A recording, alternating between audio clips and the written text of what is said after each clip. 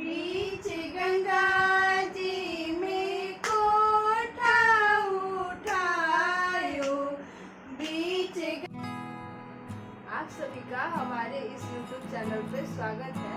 मैं और मेरी माँ आप लोगों को कर्मा का सुंदर सा गीत सुनाने जा रही हूँ।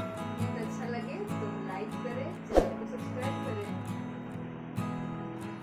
बीच गंगा जी में कोठा उठायो बीच गंगा जी में कोठा उठायो ईट लगायो महाचार सुनो परबई दिन ईट लगायो महाचार सुनो परबई दिन।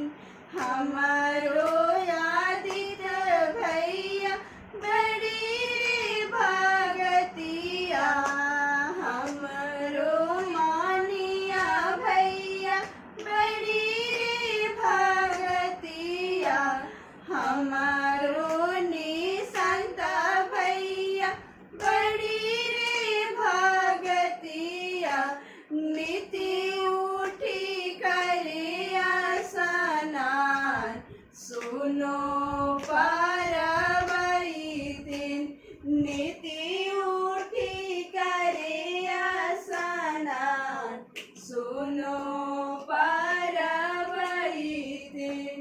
बीच गंगा जी में कोठा उठायो बीच गंगा जी में कोठा उठायो ईट लगायो महाजाल सुनो परबई दिन ईट लगायो महाजाल सुनो